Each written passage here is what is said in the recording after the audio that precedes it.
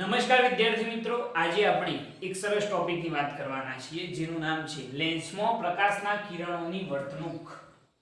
Topic આપણે એવો બનાવેલો છે કે લેન્સમાં પ્રકાશના કિરણોની વર્તણૂક.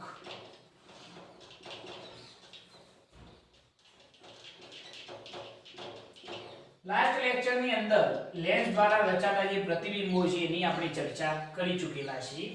હવે લેન્સમાં પ્રકાશના કિરણોની વર્તણૂક કેવી હોય છે એને આપણે સમજવાની છે. આપણે બહિર્ગોળ અને અંતર્ગોળ બંને લેન્સ માટે સમજીશું, બરોબર?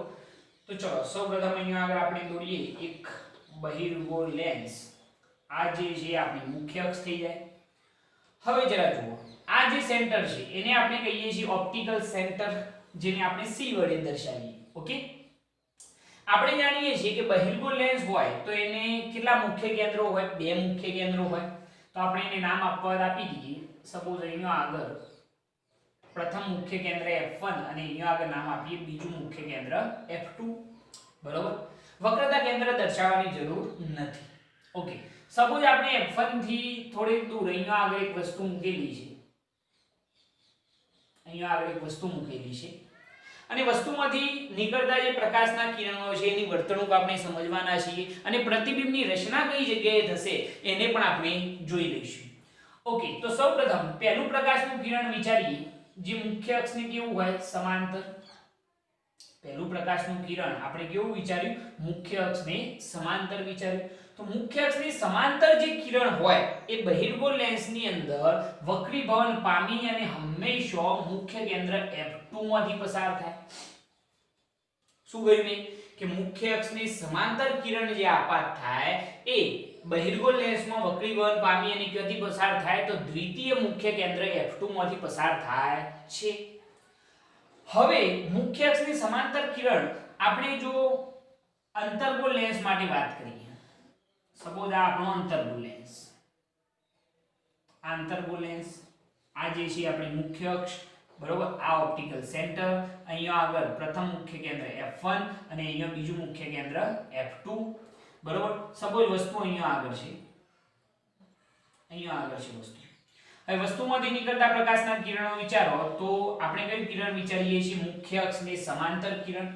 તો મુખ્ય અક્ષને સમાંતર જે કિરણ હોય એ અંતર્ગોળ લેન્સની અંદર વક્રીભવન પામીને કંઈક આ રીતે જશે. ધ્યાનથી જોઈએ તો એને પાછળની દિશામાં લંબાવવામાં આવે તો એ મુખ્ય કેન્દ્ર F1 માંથી શું થાય છે? વિકેન્દ્રિત થાય છે, બરોબર? તો આ જે નિયમ થયો એ પહેલો નિયમ થઈ ગયો કે અહીંયા આગળ આપણને એવું જોવા મળે છે કે મુખ્ય અક્ષને સમાંતર આપાત થતું કિરણ, મુખ્ય અક્ષને સમાંતર આપાત થતું કિરણ જો બહિર્ગોળ લેન્સ માટે હું વાત કરું, જો લેન્સ આપણો બહિર્ગોળ લેન્સ હોય તો બહિર્ગોળ લેન્સમાં શું થાય? મુખ્ય અક્ષને સમાંતર આપાત થતું કિરણ બહિર્ગોળ લેન્સની અંદર વક્રીભવન પામી અને ક્યાંથી પસાર થાય છે? તો દ્વિતીય મુખ્ય કેન્દ્ર F2 માંથી પસાર થાય. અહીંયા આગળ લખીએ કે બહિર્ગોળ લેન્સની અંદર આ પ્રકાશનું કિરણ શું થશે? વક્રીભવન પામ્યા બાદ દ્વિતીય મુખ્ય કેન્દ્ર F2 માંથી પસાર થાય છે, બરોબર? બહિર્ગોળ લેન્સની અંદર મુખ્ય અક્ષને સમાંતર કિરણ જો આપાત થાય તો એ વક્રીભવન પામી અને ક્યાંથી પસાર થાય? દ્વિતીય મુખ્ય કેન્દ્ર F2 માંથી. અને જો અંતર્ગોળ લેન્સ હોય, જો અંતર્ગોળ લેન્સ હોય તો એની અંદર શું થાય છે ભાઈ? મુખ્ય અક્ષને સમાંતર આપાત થતું કિરણ હોય તો એ વક્રીભવન પામ્યા બાદ પ્રથમ મુખ્ય કેન્દ્ર F1 માંથી શું થાય છે? વિકેન્દ્રિત થાય છે. તો અહીંયા આગળ આપણે લખીશું કે વક્રીભવન પામ્યા બાદ પ્રથમ મુખ્ય કેન્દ્ર F1 માંથી શું થાય છે? વિકેન્દ્રિત થાય છે. ઓકે, આટલી વસ્તુ.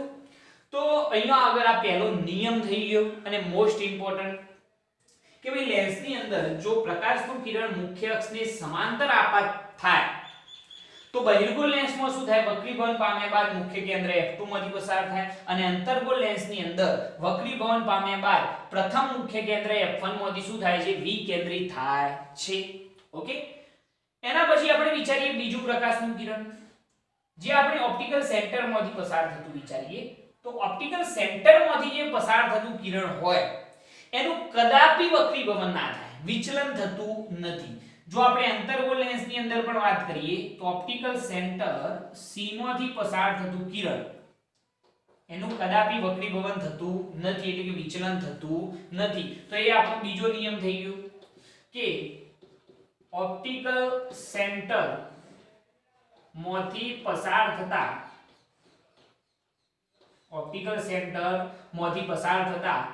પ્રકાશના કિરણનું વિચલન થતું નથી. બરોબર છે, પ્રકાશના કિરણનું શું થતું નથી, વિચલન થતું નથી, મતલબ કે વક્રીભવન થતું નથી. બરોબર, સીધે સીધું નીકળી જાય. બરોબર, બંનેની અંદર સેમ પોઝિશન છે કે આની અંદર પણ વક્રતા કેન્દ્ર C માંથી જો પ્રકાશનું કિરણ પસાર થાય તો એનું વક્રીભવન થશે નહીં, અહીંયા પણ થશે. બરોબર છે, તો આ બીજો નિયમ થઈ ગયો. ત્રીજો નિયમ આપણે અહીંયા આગળ લખીએ કે સપોઝ કોઈ પ્રકાશનું કિરણ એ મુખ્ય કેન્દ્ર F1 માંથી પસાર થાય આ રીતે, તો એ બહિર્ગોળ લેન્સની અંદર વક્રીભવન પામ્યા બાદ મુખ્ય અક્ષની કેવું થઈ જાય, સમાંતર થઈ જાય છે. જો પ્રકાશનું કિરણ પ્રથમ મુખ્ય કેન્દ્ર F1 માંથી પસાર થાય તો એ વક્રીભવન પામ્યા બાદ મુખ્ય અક્ષની કેવું થઈ જાય, સમાંતર. અને આ ત્રણેય કિરણો જે બિંદુ પાસે છેદે ત્યાં આગળ વસ્તુનું શું રચાશે, પ્રતિબિંબ રચાશે. તો અહીંયા આગળ આપણે ત્રીજો નિયમ લખીશું કે મુખ્ય કેન્દ્ર F1 માંથી પસાર થતું કિરણ વક્રીભવન પામ્યા બાદ મુખ્ય અક્ષને કેવું થાય છે, સમાંતર થાય છે. બરોબર, મુખ્ય કેન્દ્ર F1 માંથી પસાર થતું કિરણ વક્રીભવન પામ્યા બાદ મુખ્ય અક્ષને કેવું થાય છે, સમાંતર થાય છે. કયા લેન્સ માટે, બહિર્ગોળ લેન્સ માટે. હવે બરોબર, આ કયા લેન્સમાં, બહિર્ગોળ લેન્સમાં. પરંતુ સાહેબ જો આપણે અંતર્ગોળ લેન્સની વાત કરીએ તો એની અંદર શું થશે, તો મુખ્ય કેન્દ્ર F2 તરફ ગતિ કરતું પ્રકાશનું જે કિરણ છે એ વક્રીભવન પામ્યા બાદ મુખ્ય અક્ષને કેવું થઈ જાય, સમાંતર થઈ જાય છે. અહીંયા આગળ ત્રીજું કિરણ વિચારવું વિચારી શકાય કે અહીંયા આગળ મુખ્ય કેન્દ્ર F2 તરફ ગતિ કરતું કિરણ વક્રીભવન પામ્યા બાદ મુખ્ય અક્ષને કેવું થઈ જાય, સમાંતર. એને પણ પાછળની દિશામાં લંબાઈએ તો અહીંયા આગળ છેદતું હોવું જોઈએ. તો અહીંયા આગળ એ પણ લખી કાઢીએ કે આની અંદર લખજો કે અંતર્ગોળ લેન્સમાં મુખ્ય કેન્દ્ર F2 તરફ ગતિ કરતું કિરણ વક્રીભવન પામ્યા બાદ મુખ્ય અક્ષને શું થઈ જાય છે, સમાંતર થઈ જાય છે. આ યાદ રાખજો કે જો અંતર્ગોળ લેન્સ હોય તો મુખ્ય કેન્દ્ર F2 તરફ ગતિ કરતું કિરણ એ અંતર્ગોળ લેન્સની અંદર વક્રીભવન પામ્યા બાદ મુખ્ય અક્ષને કેવું થઈ જાય છે, સમાંતર થઈ જાય છે, એવું આપણે કહી શકીએ છીએ. તો આ નિયમો થઈ ગયા, 3 નિયમો છે સિમ્પલ.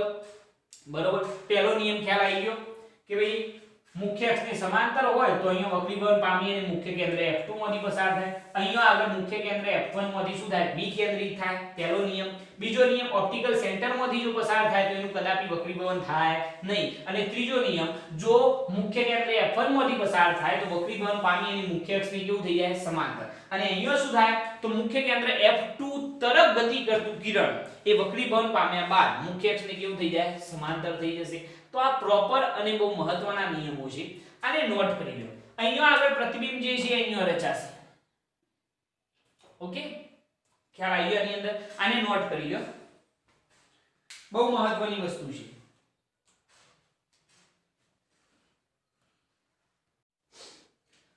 હવે આપણે જોઈએ લેટરલ મોટવણી.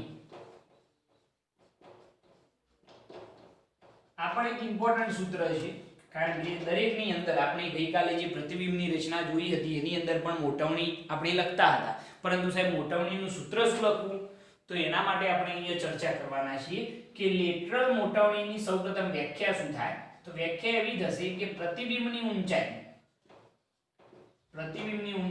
જે જનરલી આપણે શું લખીએ છીએ h' અને વસ્તુની ઊંચાઈ જે આપણે કેટલી લખીએ છીએ h ના ગુણોત્તરને શું કહેવામાં આવે છે, લેટરલ મોટવણી એમ કહે છે. બરોબર, તો આ મોટવણીની વ્યાખ્યા થઈ ગઈ. હવે એનું સૂત્ર જે છે સાબિત કરવું હોય તો કઈ રીતે કરી શકાય, તો એના માટે જે આપણે બહિર્ગોળ લેન્સની અંદર પ્રતિબિંબની રચના જોઈ હતી એનો જ આપણે યુઝ કરવાનો છે. તો એના માટે આપણે વિચારીએ કે સપોઝ અહીંયા આગળ એક આ રીતનો બહિર્ગોળ લેન્સ, આ જે છે એ આપણી મુખ્ય અક્ષ, આ જે છે ઓપ્ટિકલ સેન્ટર જેને O નામ આપી દઈએ. અહીંયા આગળ સપોઝ આપણું મુખ્ય કેન્દ્ર છે. બરોબર, આ F1 છે, અહીંયા આગળ F2 નામ આપી શકો અથવા જસ્ટ ખાલી F લખશો તો પણ ચાલશે. આ F અને આ F'. ઓકે, હવે જરા જુઓ કે વસ્તુને સપોઝ આપણે F થી અમુક અંતરે મૂકેલી છે. અહીંયા આગળ એક વસ્તુ મૂકેલી છે. વસ્તુની ઊંચાઈ હું કહી દઉં છું h. ઓપ્ટિકલ સેન્ટર થી વસ્તુ વચ્ચેનું અંતર આપણે u કહીશું. ઓકે, તો પહેલા તો આપણે આ વસ્તુ મૂકેલી છે જેની ઊંચાઈ h છે. હવે પ્રતિબિંબની રચના કરવાની છે. તો મુખ્ય અક્ષને સમાંતર આપાત થતું જે કિરણ હોય, મુખ્ય અક્ષને કેવું આપાત થતું, સમાંતર આપાત થતું જે કિરણ છે એ આપણે આ રીતે વિચારી શકીએ. મુખ્ય અક્ષને સમાંતર આપાત થતું કિરણ વક્રીભવન પામ્યા બાદ હંમેશા મુખ્ય કેન્દ્ર f' માંથી પસાર થાય. આ વસ્તુ આપણે જોઈ કે મુખ્ય અક્ષને સમાંતર કોઈ કિરણ આપાત થાય તો એ વક્રીભવન પામી અને ક્યાંથી પસાર થાય, તો મુખ્ય કેન્દ્ર f' માંથી પસાર થાય. બીજું પ્રકાશનું કિરણ આપણે વિચારીએ કે જે ઓપ્ટિકલ સેન્ટરમાંથી પસાર થતું હોય તો એનું કદાપી વક્રીભવન થાય નહીં. તો એ તો શું થઈ જવાનું ભાઈ, સીધું પસાર થઈ જશે. ઓપ્ટિકલ સેન્ટરમાંથી જે પ્રકાશનું કિરણ પસાર થાય એનું કદાપી વક્રીભવન થાય નહીં. એ તો શું થાય, સીધું પસાર થઈ જાય, વિચલન થતું નથી. ત્રીજું પ્રકાશનું કિરણ તમારે વિચારવું હોય તો તમે મુખ્ય કેન્દ્ર F માંથી વિચારી શકો. તો મુખ્ય કેન્દ્ર F માંથી પસાર થતું જે કિરણ છે એનું વક્રીભવન પામ્યા બાદ એ પ્રકાશનું કિરણ મુખ્ય અક્ષને કેવું થઈ જાય, સમાંતર થઈ જાય છે. ઓકે, અને આ ત્રણેય કિરણો જે બિંદુ પાસે છેદે ત્યાં આગળ વસ્તુનું શું રચાશે, પ્રતિબિંબ રચાશે. જેને વસ્તુને નામ આપી દઈએ AB અને અહીંયા આગળ આપણે નામ આપીએ પ્રતિબિંબને A', B'. વસ્તુની ઊંચાઈ h છે તો આની ઊંચાઈ આપણે શું કહીએ, h' કહી દઈએ. ઓકે, હવે જરા જુઓ, ઓપ્ટિકલ સેન્ટર થી વસ્તુ વચ્ચેનું જે અંતર છે એને આપણે શું કહીએ છીએ, વસ્તુ અંતર u. ઓપ્ટિકલ સેન્ટર થી પ્રતિબિંબ વચ્ચેનું જે અંતર છે એને શું કહેવાશે, પ્રતિબિંબ અંતર v કહેવામાં આવશે. ઓકે, હવે જરા જુઓ કે આપણે આનું સૂત્ર કઈ રીતે મેળવી શકીએ. તો એના માટે આકૃતિ પરથી બે ત્રિકોણ આપણે ધ્યાનમાં લેવાના છે. પહેલો ત્રિકોણ કયો આવશે, ત્રિકોણ ABO અને બીજો ત્રિકોણ આવશે A', B', O. બે ત્રિકોણ પહેલા દેખાય છે, ત્રિકોણ ABO અને બીજો ત્રિકોણ કયો છે, A', B', O. ઓકે, તે બંને ત્રિકોણ સમરૂપ ત્રિકોણો હશે. તો ત્રિકોણ ABO અને ત્રિકોણ A', B', O કેવા ત્રિકોણ છે, તો સમરૂપ ત્રિકોણ છે.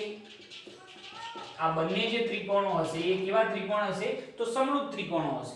જો સમરૂપ ત્રિકોણો હોય તો આપણે એની બાજુઓની સરખામણી કરી શકીએ. તો ચલો AB ને સમરૂપ બાજુ અહીંયા કઈ થાય, A', B'. તો AB अपन શું થઈ જાય, A', B' is equal to OB ને સમરૂપ બાજુ કઈ થાય, તો OB'. OB ને સમરૂપ બાજુ કઈ થશે, OB'. ઓકે, ચલો હવે કિંમત એપ્લાય કરીએ. તો AB બરાબર કોની ઊંચાઈ છે, તો સાહેબ વસ્તુની ઊંચાઈ, એટલા માટે h. ધન આવશે ને ઉપર તરફનું અંતર, સંજ્ઞા પદ્ધતિ ધ્યાનમાં લેવાની. A', B' જે પ્રતિબિંબની ઊંચાઈ છે એ શું આવશે, -h' કારણ કે સાહેબ ઉલટું પ્રતિબિંબ છે. ઓકે, ઇઝ ઇક્વલ ટુ ચલો OB બરાબર કયું અંતર છે? વસ્તુ અંતર. અને હંમેશા કેવું આવે ભાઈ? માઈનસ આવે, કારણ કે ડાબી તરફનું અંતર છે. અને OB ડેશ જે કયું અંતર છે? પ્રતિબિંબ અંતર, એટલા માટે એને શું કહેવાશે? પ્રતિબિંબ અંતર V. એ ધ્યાન આવશે. હવે જરા જુઓ કે બંને બાજુ જો આપણે પદોને ઉલટાઈ દઈએ તો શું થઈ જાય? તો -h બરાબર -v શું થઈ જાય?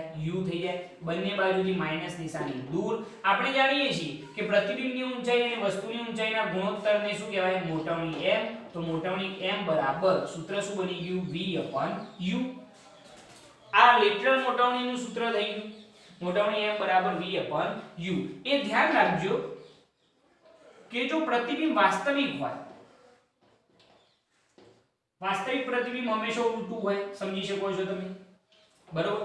તો એના માટે મોટવણીનું સૂત્ર આપણે મોટવણી m બરાબર જે કહી હતી કે h' h, એના ઉપરથી જ તમે કહી શકો કે મોટવણી કેવી આવશે? ઋણ આવશે, કારણ કે h' ઋણ થઈ જાય, s ધન થઈ જાય. તો વાસ્તવિક પ્રતિબિંબ માટે મોટવણી m કેવી આવશે? ઋણ આવશે. અને જો આભાસી પ્રતિબિંબ હોય તો એ આભાસી પ્રતિબિંબ માટે મોટવણી જે છે એ કેવી આવશે? તો ધન આવશે. સમજો છો એટલી વસ્તુ? કારણ કે આભાસી પ્રતિબિંબ હોય તો પ્રતિબિંબ પણ ચકતું હોય અને વસ્તુ પણ ચકતી હોય, તો એટલા માટે જે મોટવણી છે એ કેવી મળશે? આપણને ધન મળશે. ક્લિયર થઈ આટલી વસ્તુ? ઓકે, તો આ વસ્તુ ધ્યાન રાખવાની છે. અને લેટરલ મોટવણીનું આ સૂત્ર, બે સૂત્રો યાદ રાખવાના, એક આ અને બીજું આ MCQ ની અંદર પૂછી શકાય છે, એટલે ખાસ ધ્યાન રાખજો. આ થઈ ગઈ લેટરલ મોટવણી. આકૃતિ વ્યવસ્થિત દોરજો એટલે ખ્યાલ આવે. નોટ કરી લેવાનું. નોટ કરો. ઓકે, હવે આપણે જોઈએ લેન્સનો પાવર. બહુ મહત્વનો ટોપિક છે ને એક નાનકડો ટોપિક, બહુ કામનો ટોપિક છે, લેન્સનો પાવર. તો સૌપ્રથમ લેન્સનો પાવર કોને કહેવાય? તો સિમ્પલ વ્યાખ્યા કે પ્રકાશના કિરણોને કેન્દ્રિત કે પછી વિકેન્દ્રિત કરવાની લેન્સની ક્ષમતાને લેન્સનો શું કહેવાય છે? પાવર કહે છે. તો વ્યાખ્યા એવી લખી શકાય કે લેન્સની તેના પર આપાત થતા, લેન્સની તેના પર આપાત થતા પ્રકાશના કિરણોને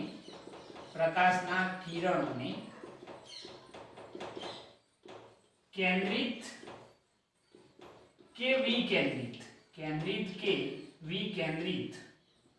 કરવાની ક્ષમતાને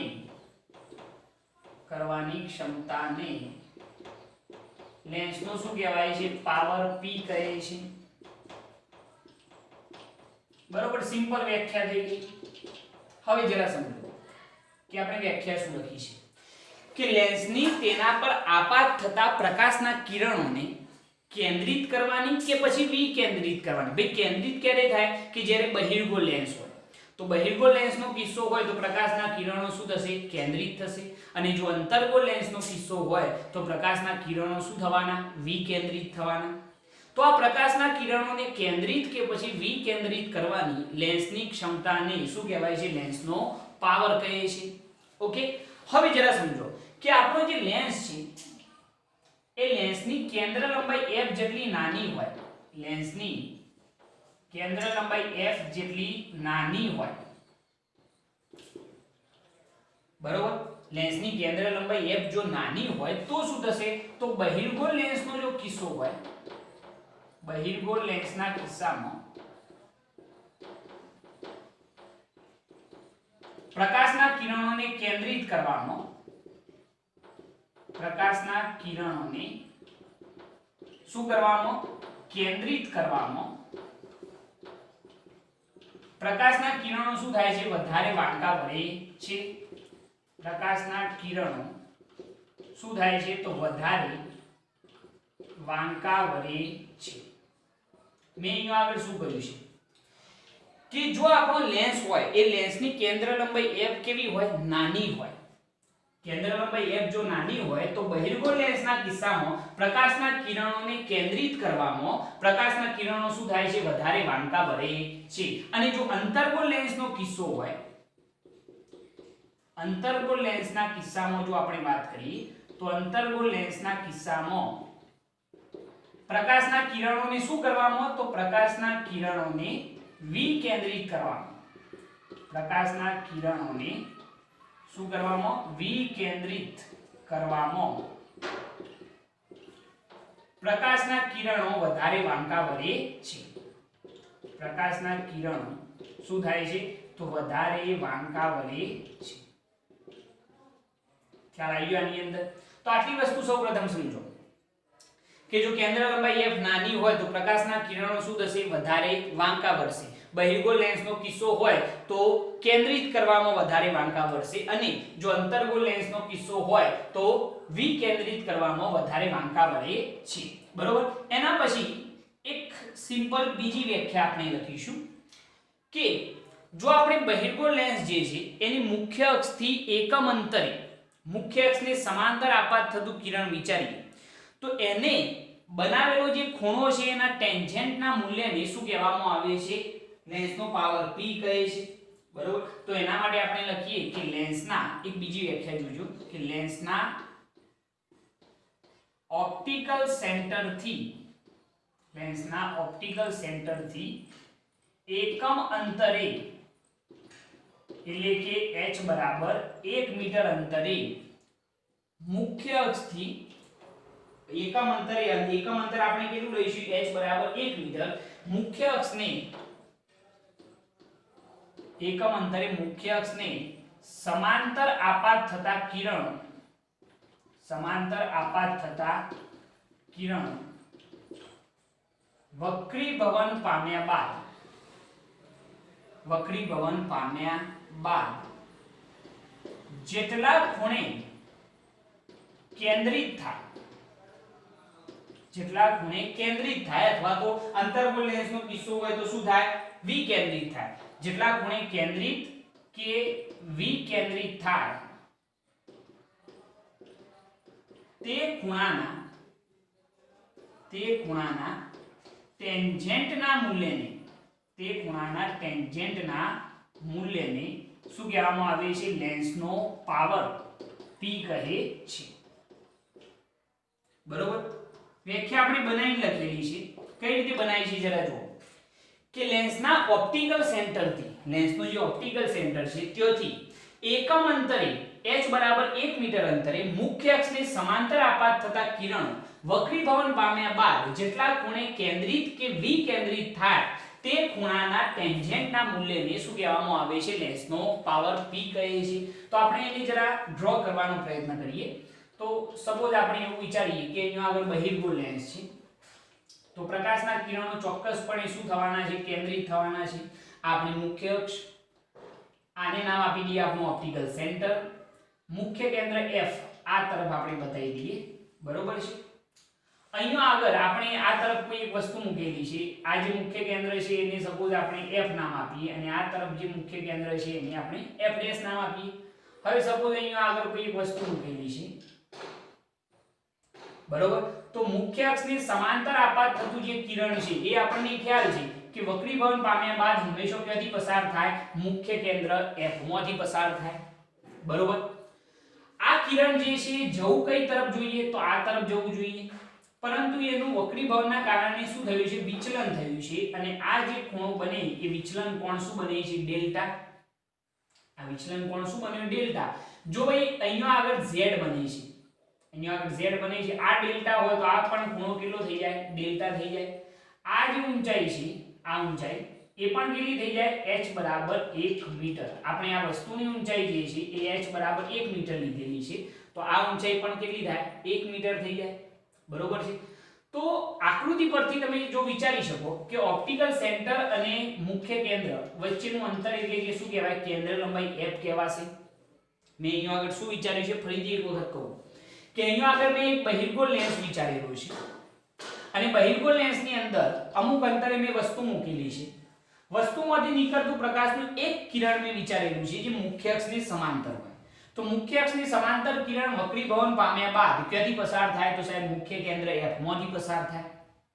આ કિરણ જવું આ તરફ જોઈએ પરંતુ આ તરફ જાય છે એટલે આ જે ખૂણો બન્યો એને શું કહેવાય? વિચલન કોણ. આ જે ખૂણો છે ડેલ્ટા એને શું કહેવામાં આવે છે? વિચલન કોણ. વિચલન કોણ ડેલ્ટા. હવે આ ડેલ્ટા હોય તો આ પણ શું થાય? ડેલ્ટા થાય કારણ કે યુગ્મ કોણ છે.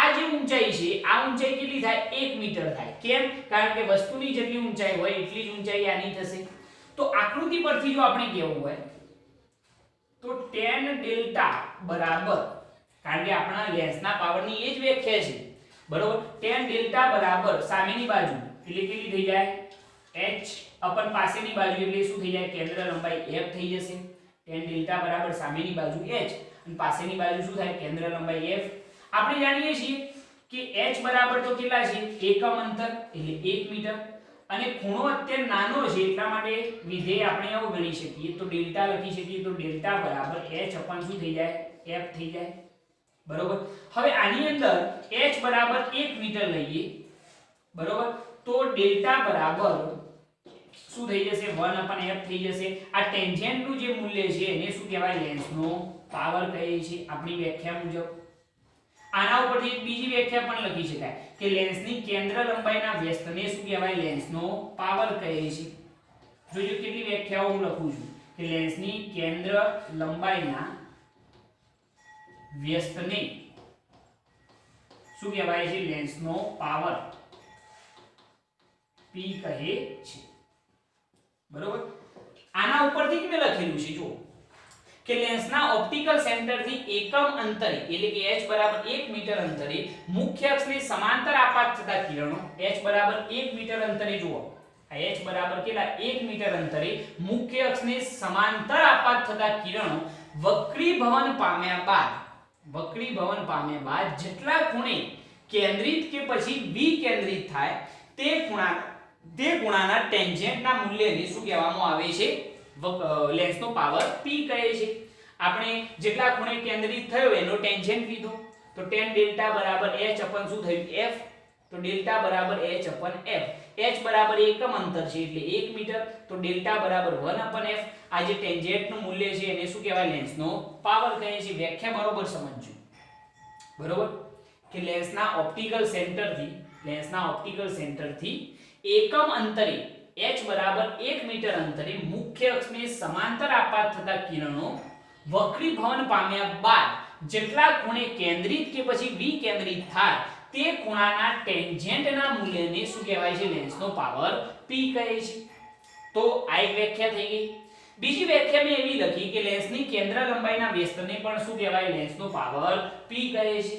આ વસ્તુ આપણે ખાસ સમજવાની છે ઓકે હવે જરા જુઓ આટલી વસ્તુ નોટ કરો બરોબર આટલા પોઈન્ટ ખાસ ધ્યાન રાખવાના લેન્સના પાવર વિશે તમને ટૂંક નોંધ પૂછાઈ શકે છે ઓકે ચલો જવા દઈએ આને હવે આપણે લેન્સના પાવરનો SI એકમ જોઈએ તો એ શું થાય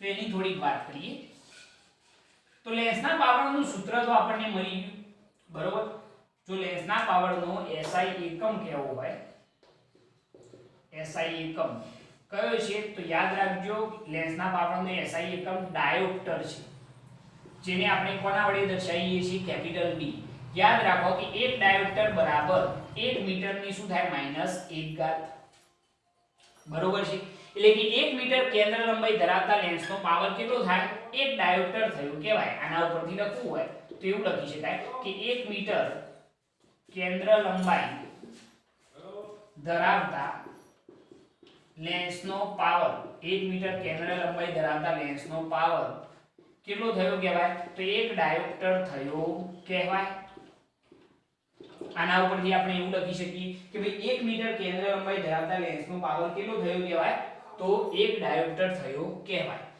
બીજી એક વસ્તુ એવી યાદ રાખો કે બહિર્ગોળ લેન્સ હોય તો બહિર્ગોળ લેન્સની કેન્દ્ર લંબાઈ આપણે કેવી લઈએ છીએ ધન બહિર્ગોળ લેન્સની કેન્દ્ર લંબાઈ કેવી હોય છે ધન તો એના લેન્સનો પાવર પણ કેવો થાય ધન જ થાય બરોબર સાથે સાથે જો આપણે અંતર્ગોળ લેન્સ હોય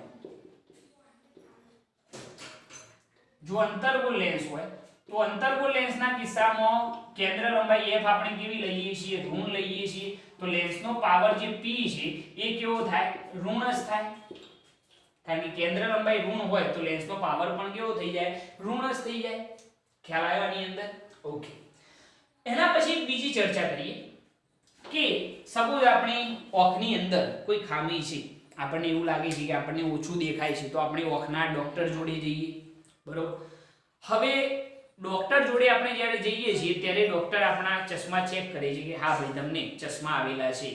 હવે એમ કહેશે કે ભાઈ તમારે આટલા ડાયોપ્ટરના ચશ્મા પહેરવા પડશે. તો આજે આપણે ડોક્ટર બની જઈએ. સપોઝ કોઈ ડોક્ટર આવી અને આપણને એવું કહે કે ભાઈ તમારે +2.5 ડાયોપ્ટરના લેન્સ પહેરવા પડશે. તો એનો મતલબ શું થાય? ડોક્ટરે આપણને કહ્યું કે ડોક્ટરનું પ્રિસ્ક્રિપ્શન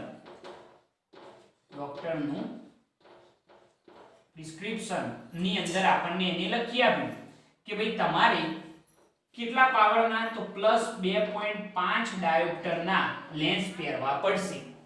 તો આના ઉપરથી તમને ખ્યાલ આવી જાય કે ભાઈ તમારે લેન્સ કયો પહેરવો પડશે? +2.5 ડાયોપ્ટરના લેન્સ પહેરવાનું કહ્યું છે. તો આપણે લેન્સ કયો પહેરવો પડશે? તો આપણને ખ્યાલ આવી જાય કે હા સાહેબ મારે બહિર્ગો લેન્સ પહેરવો પડશે, કારણ કે બહિર્ગો લેન્સનો પાવર કેવો હોય? ધન હોય. બરોબર છે. એટલે એ તો વાત ચોક્કસ થઈ ગઈ કે આપણે બહિર્ગો લેન્સ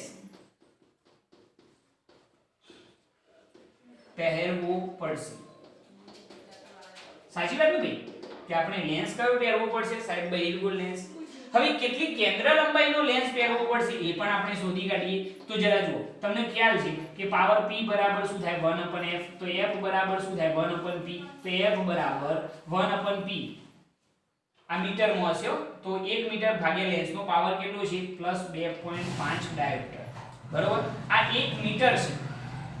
બરોબર. એને આપણે સેન્ટીમીટરમાં કન્વર્ટ કરીએ તો 100 સેન્ટીમીટર થઈ જાય. બરોબર. તો એના ઉપરથી આપણે જો કેવું હોય તો લેન્સની કેન્દ્ર લંબાઈ f બરાબર 100 ભાગ્યા 2.5 એટલે 1000 ભાગ્યા શું થઈ જાય? 25. બરોબર. તો 25 ગુણ્યા 40 કેટલા થઈ જશે? 1000. તો કેન્દ્ર લંબાઈ f બરાબર કેટલી થઈ જાય? 40 સેન્ટીમીટર. તો આપણે કેટલી કેન્દ્ર લંબાઈનો? તો સાહેબ 40 સેન્ટીમીટર કેન્દ્ર લંબાઈનો બહિર્ગો લેન્સ પહેરવો પડશે. એવો આપણને ખ્યાલ આવી ગયો. સપોઝ એવું વિચારો કે તમારો કોઈ મિત્ર ડોક્ટર જોડે ગયો અને એને એમ કહ્યું કે ભાઈ તારે -4 ડાયોપ્ટર ના લેન્સ પહેરવા પડશે. કેટલા? -4 ડાયોપ્ટર નો લેન્સ પહેરવો પડશે એવું કહ્યું ડોક્ટરે. બરોબર. તો આના ઉપરથી તમને ખ્યાલ આવી જાય કે ભાઈ વ્યક્તિએ કયો લેન્સ પહેરવો પડશે? તો સાહેબ અંતર્ગો લેન્સ પહેરવો પડશે. કોના ઉપરથી કયું ખ્યાલ આવે ને? કારણ કે અંતર્ગો લેન્સનો પાવર કેવો હોય? ઋણ હોય. હવે કેટલી કેન્દ્ર લંબાઈનો પહેરવો પડશે એ પણ શોધી કાઢીએ. તો પાવર p બરાબર 1/f. તો f બરાબર 1/p. તો f બરાબર 1/p બરાબર કેટલા? -4 ડાયોપ્ટર. ઉપરનું જે અંતર છે એ મીટરમાં છે. કેન્દ્ર લંબાઈ મીટરમાં છે ને આપણી. ઓકે. તો એને આપણે સેન્ટીમીટરમાં કન્વર્ટ કરીએ તો 100 ભાગ્યા -4 25 ચોક શું થઈ જાય? 100. તો કેન્દ્ર લંબાઈ f બરાબર કેટલી? -25 સેન્ટીમીટર. તો એ વ્યક્તિએ 25 સેન્ટીમીટર કેન્દ્ર લંબાઈનો કયો લેન્સ પહેરવો પડશે? તો સાહેબ અંતર્ગો લેન્સ પહેરવો પડશે. ખ્યાલ આવે છે આની અંદર? આટલી વાતો આની અંદર તમારે યાદ રાખવાની રહેશે. ખૂબ મહત્વનો ટોપિક છે. લેન્સના પાવર વિશે મેં ટોટલ વાતો કરેલી છે. બરોબર. એની વ્યાખ્યા શું થાય? એનું સૂત્ર કઈ રીતે બને છે? ટેન્જેન્ટનું મૂલ્ય વક્રીભવન પામ્યા બાદ જેટલા ખૂણે કેન્દ્રિત અથવા તો વિકેન્દ્રિત થાય તે ખૂણાના ટેન્જેન્ટના મૂલ્યને શું કહેવાય? લેન્સનો પાવર p કહે છે. આપણે એના ઉપરથી લેન્સનો પાવર p બરાબર 1/f સૂત્ર મેળવ્યું. બરોબર. અને એનો SI એકમ પણ લખ્યો. SI એકમ લખ્યા પછી મેં તમને સમજાવ્યું કે ડોક્ટરના પ્રિસ્ક્રિપ્શનની અંદર કોઈ તમને લેન્સનો પાવર લખીને આપે તો તમે ઈઝીલી કહી શકશો કે તમારે આટલા કેન્દ્ર લંબાઈનો અને આ લેન્સ પહેરવો પડશે. ખ્યાલ આવ્યો આની અંદર? આ બે ઉદાહરણ આપણે લીધેલા છે. બે અલગ અલગ વ્યક્તિઓ છે. ઓકે. તો આટલી વસ્તુ નોટ કરો. આ થઈ ગયો આપણો લેન્સનો પાવર. નોટ કરો આને. ઓકે. હવે આપણે જોઈએ ઉદાહરણ 9.6. એની અંદર શું કહ્યું છે જરા જોજો.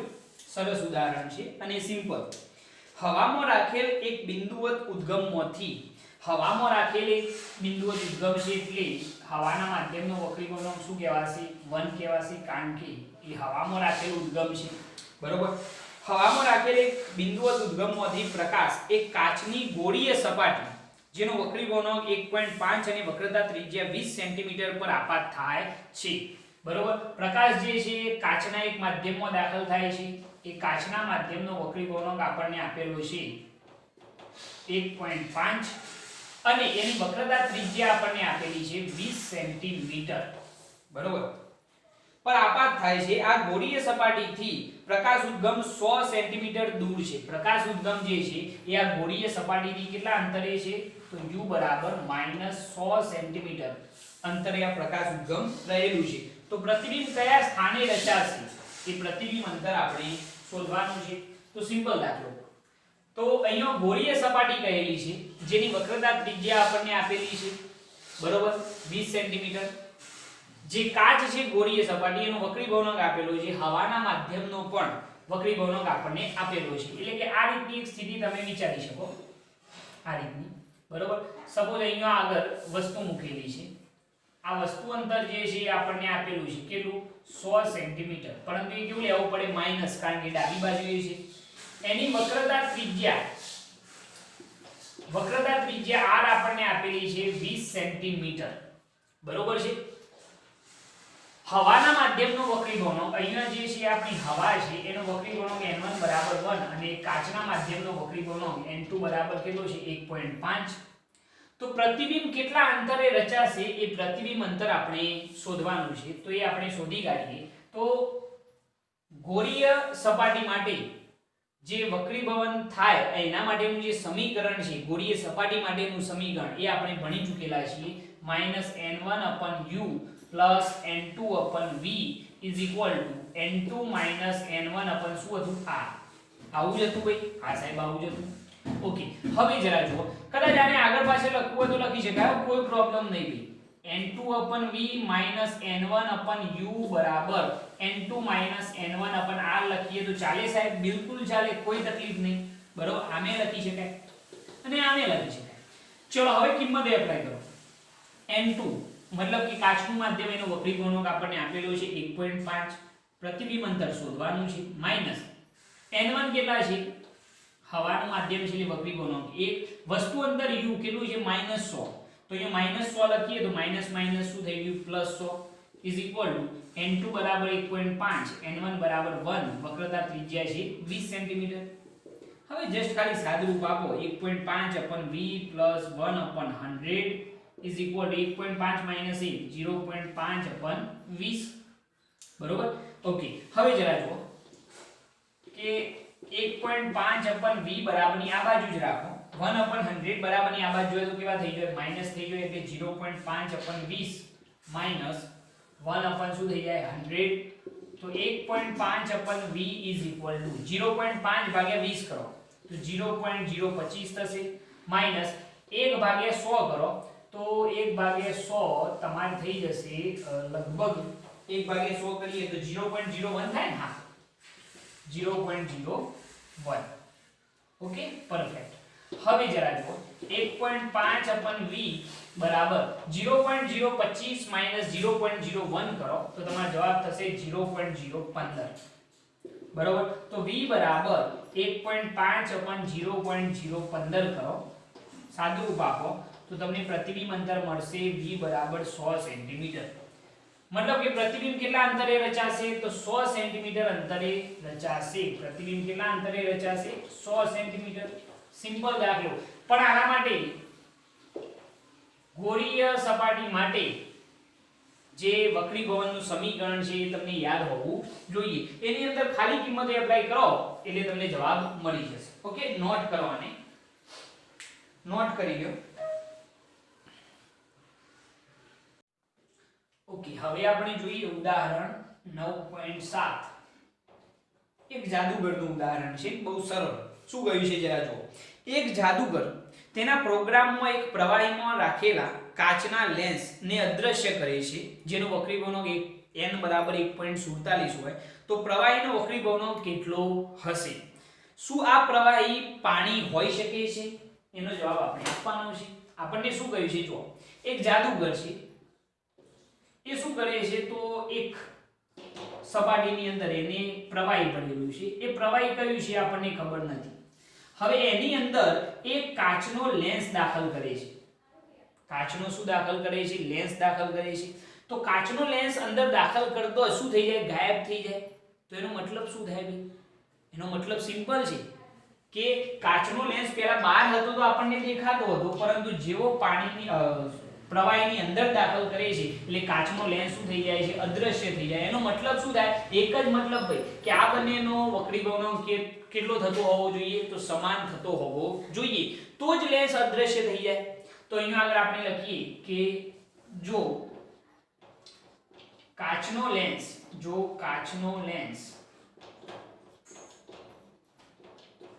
અદ્રશ્ય થઈ જાય તો તેનો મતલબ એવો છે કે કાચના લેન્સનો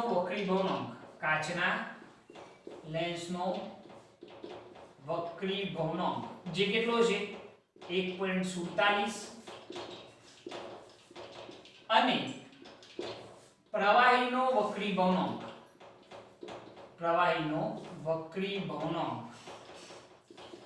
સમાન હોવો જોઈએ.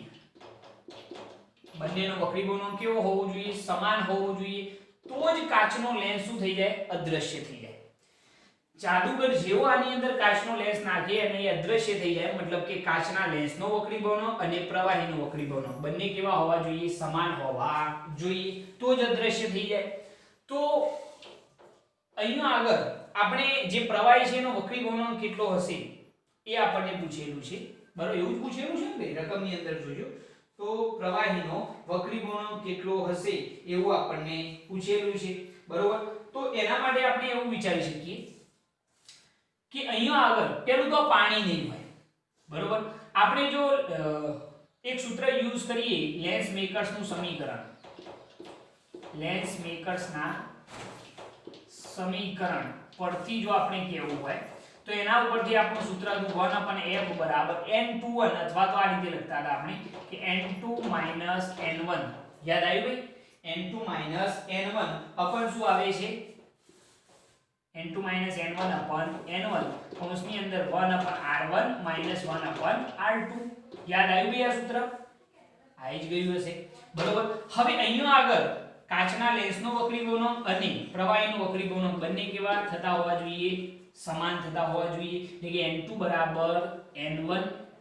જો n2 બરાબર n1 હોય તો આ બંનેની બાદબાકી કેટલી થઈ જાય? 0. 0 ભાગે કોઈ પણ સંખ્યા 0 અને એની સાથે કોઈ પણનો ગુણાકાર જવાબ શું થઈ જાય? 0. તો 1/f બરાબર શું થઈ જાય? 0. મતલબ કે f બરાબર શું થઈ જાય? અનંત થઈ જાય, ઇન્ફાઇનાઇટ. જે અહીંયા આગળ આપણે વાત કરેલી છે કે કાચનો લેન્સ છે એ ગાયબ થઈ જાય છે, તો જે કેન્દ્ર લંબાઈ હશે એ કેવી હશે? અનંત હશે. મતલબ કે કાચનો લેન્સ શું થઈ જશે? ગાયબ થઈ જશે, એવું આપણે કહી શકીએ છીએ, બરોબર? બીજી વસ્તુ કે શું આ પ્રવાહી પાણી હોઈ શકે છે? તો ના, આ પ્રવાહી પાણી ના હોઈ શકે. આ પ્રવાહી પાણી ન હોઈ શકે, પરંતુ ગ્લિસરીન હોઈ શકે.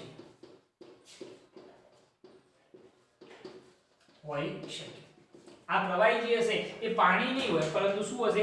ગ્લિસરીન હોઈ શકે છે. ઓકે, આટલી વસ્તુ તમારે નોટ કરવાની છે. નોટ કરી લો, આને નોટ કરો.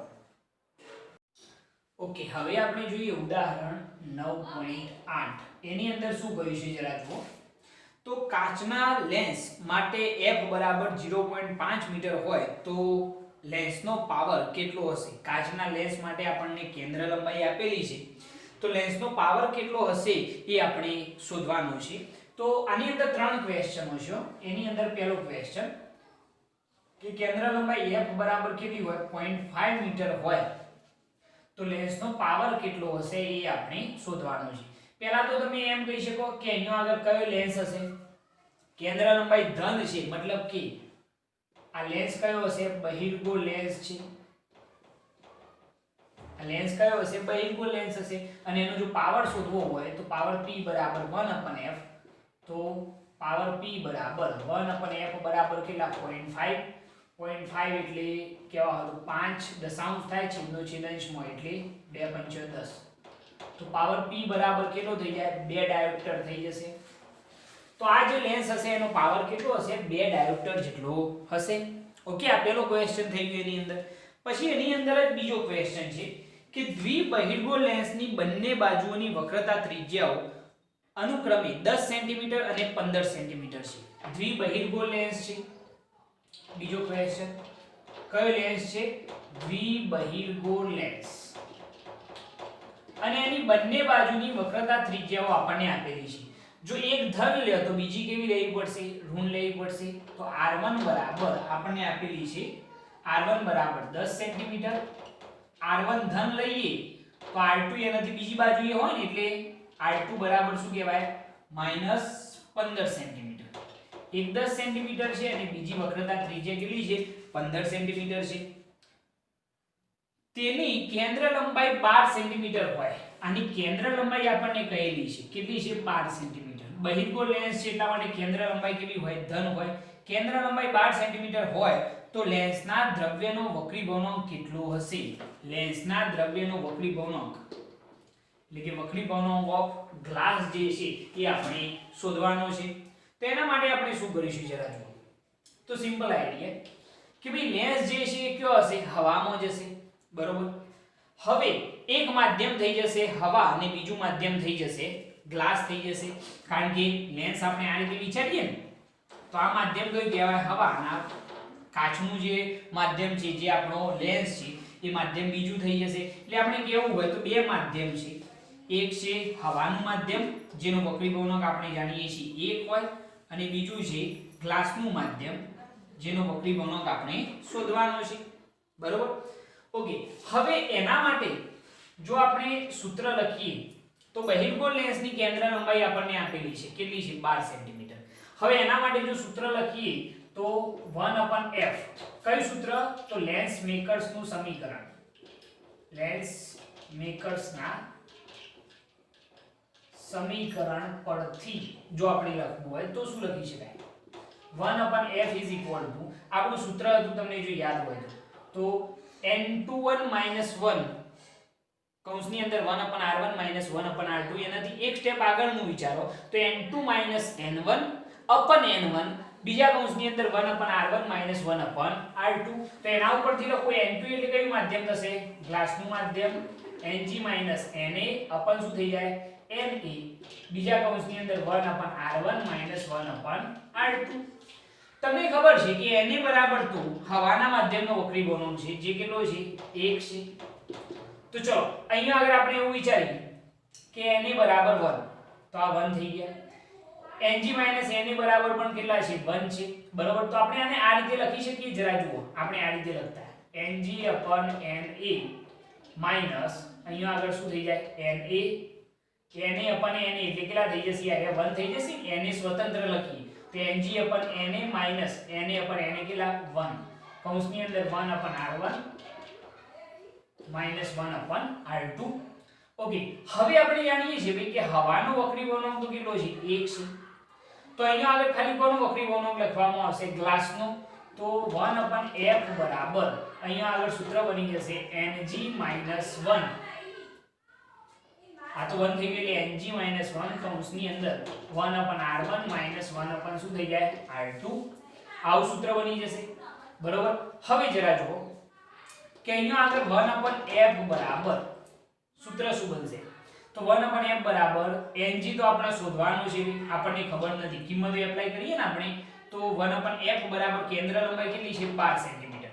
Ng શોધવાનો છે તો Ng - 1 કૌંસની અંદર 1/r1 10 centimetre minus 1/r2 -15 centimetre. એટલે માઈનસ માઈનસ શું થઈ જાય? પ્લસ થઈ જાય, બરોબર છે. હવે સાદું તો 1/12 Ng - 1 કૌંસની અંદર 15 અને 10 નો લસાઅ કેટલો થાય? 30. 15 અને 10 નો લસાઅ કાઢજો કેટલો થાય? 30. તો અહીંયા કેટલા આવશે? 3 વત્તા અહીંયા આગળ આવશે 2. તો 1/12 Ng - 1 3 ને 2 કેટલા થાય? 5 અપન કેટલા થઈ જશે? 30. અહીંયા આગળ બંને બાજુ છેદ નું સાદુરૂપ આપીએ તો 6 દુ 12 અને અહીંયા આગળ આવશે 6 5 30. તો આ 5 5 ગયા, બરોબર. તો અહીંયા એક જ વધ્યો.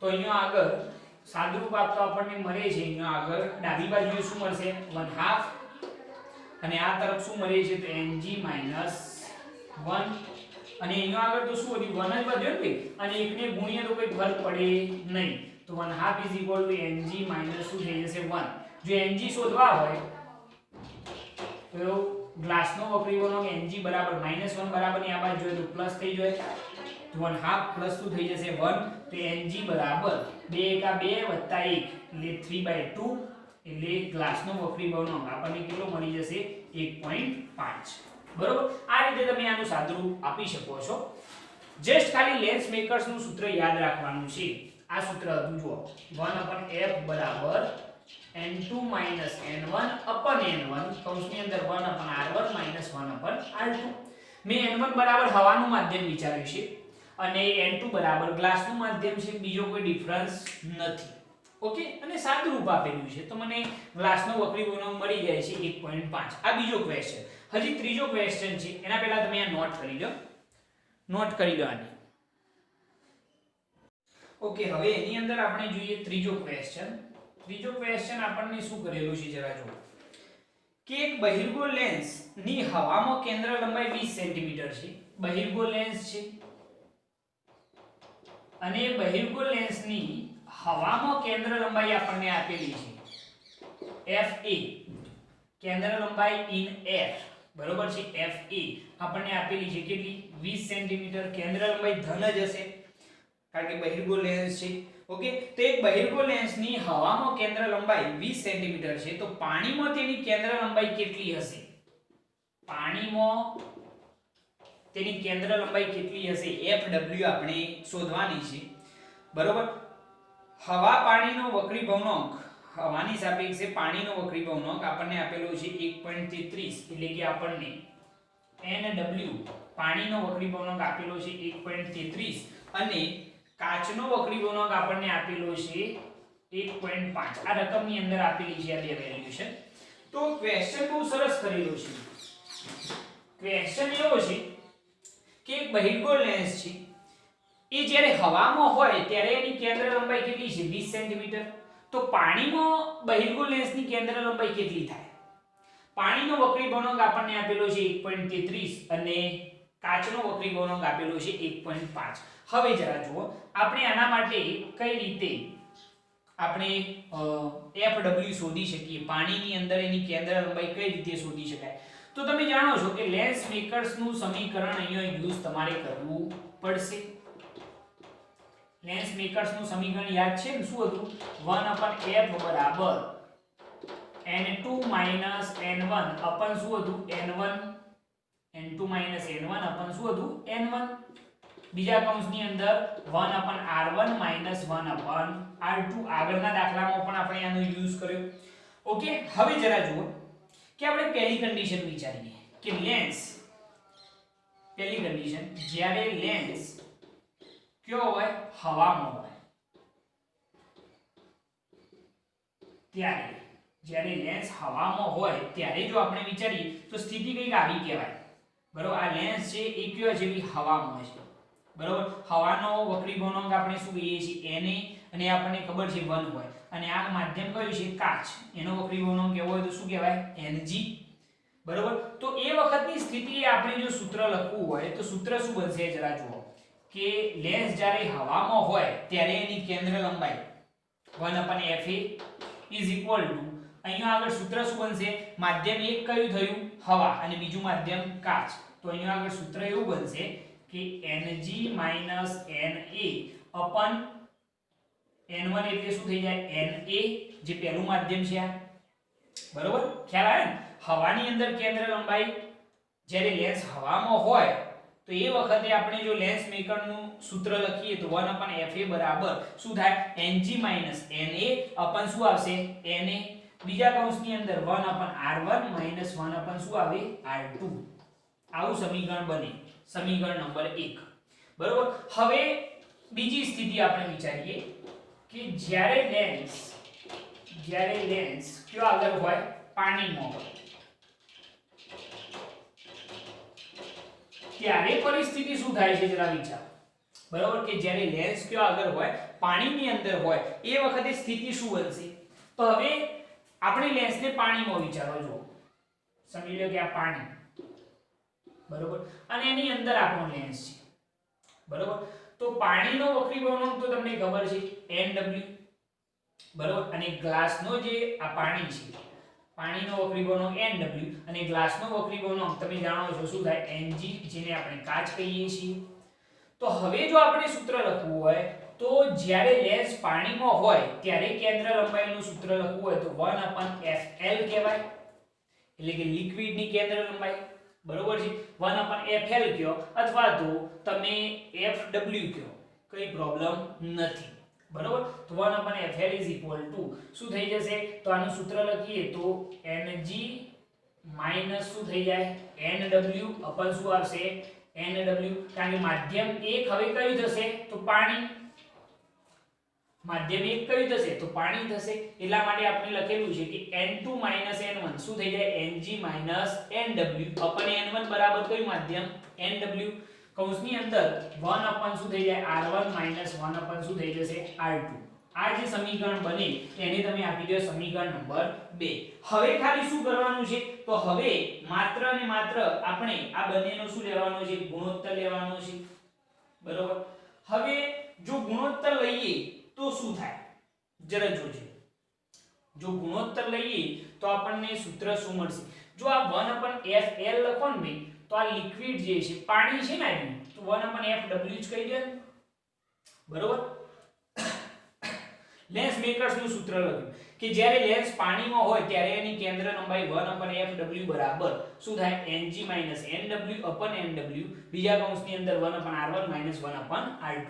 હવે જુઓ, હવે સમીકરણ 1 ભાગ્યા શું કરતો 2 કરતો, ચલો સમીકરણ 1 અને 2 નો તમે હવે ગુણોત્તર લઈ લો શું થશે જો, તો સમીકરણ 1 ભાગ્યા 2 એટલે 1/fa, એટલે fa કયો આવી જાય છેદમાં, બરોબર, અપન છેદમાં આ શું આવશે ડાબી બાજુ 1/fw એટલે છેદનો છેદ કયો જાય અંશમાં, ખ્યાલ આવે ને ભાઈ 1/fa એટલે fa છેદમાં આયા, અને અહીંયા આગળ શું થાય 1/fw, તો 1/fw છેદનો છેદ કયો જશે અંશમાં. અહીંયા આગળ શું થશે જરા જુઓ કે અહીંયા આગળ બંનેમાં આ પદ તો કોમન છે એટલે આ તો સીધે સીધું દૂર થઈ ગયું, અંશમાં અહીંયા આગળ શું આવશે તો Ng Na અપન શું આવશે Na, બરોબર છે, Ng Na અપન શું આવશે Na, અને અહીંયા આગળ શું થશે છેદમાં Ng Nw અપન Nw એટલે છેદનો છેદ કયો જાય અંશમાં. તમારે આખું પદ લખવું લખજો 1/r1 r2 તો શું થઈ જશે દૂર થઈ જશે, ઓકે. તો જો 1/fa 1/fw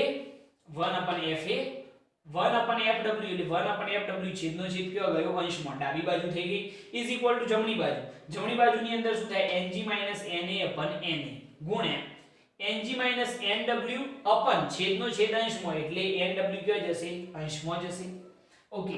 હવે જરા જુઓ કે જો હું કિંમત એપ્લાય કરું તો fw તો આપણે શું કરવાના છે ભાઈ શોધવાના છે, બરોબર. fa તમે જાણો છો, fa ની કિંમત તમને ખબર છે,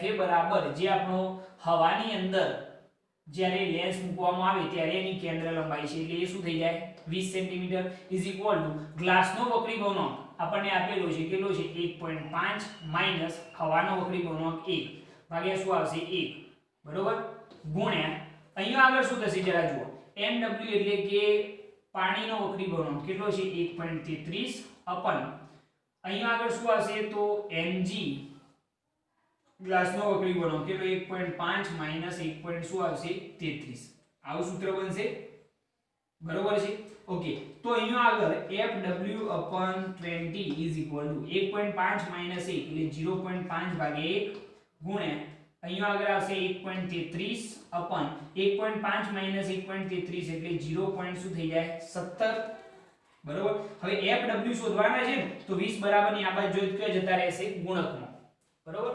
અહીંયા આગળ લખું છું તો fw બરાબર 0.5 ગુણ્યા 1.33 upon 0.17 ગુણ્યા શું થઈ જાય 20 થઈ જાય, બરોબર. તો fw બરાબર ચલો આનું સાદુરૂપ આપજો જરા, સાદુરૂપ આપો 0.5 ગુણ્યા 1.33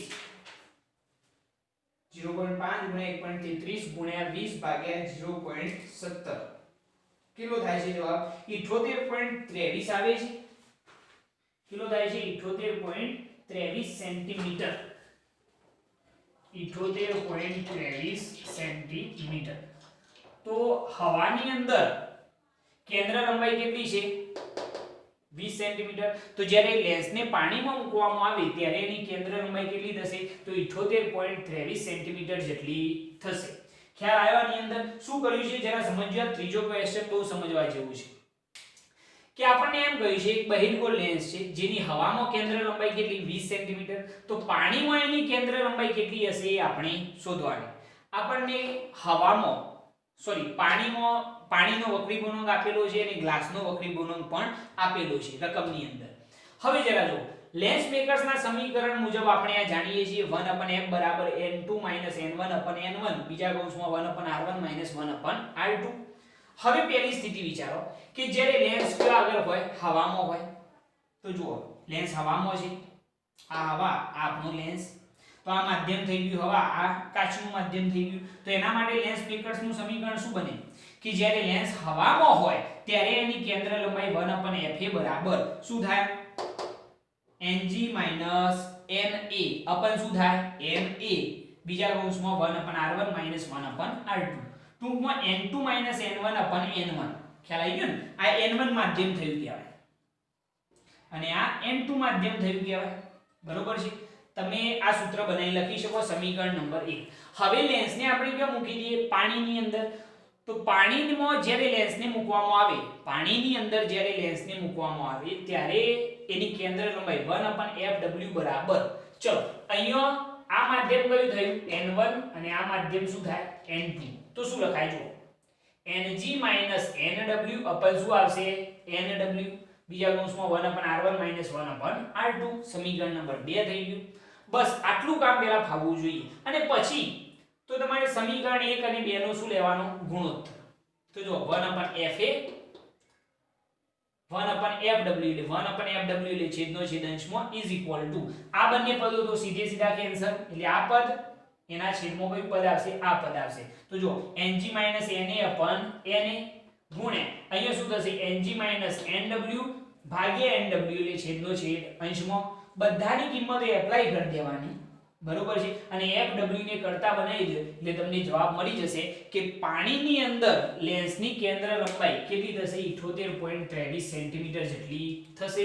આ થઈ જશે આપણો આન્સર. મોસ્ટ આઈએમપી દાખલો છે ભૈયા. મોસ્ટ આઈએમપી પૂછાવાની પૂરેપૂરી શક્યતા રહેલી છે. ઓકે એટલે આને વ્યવસ્થિત તમારે તૈયાર કરવાનો રહેશે. નોટ કરી લો, આને નોટ કરો.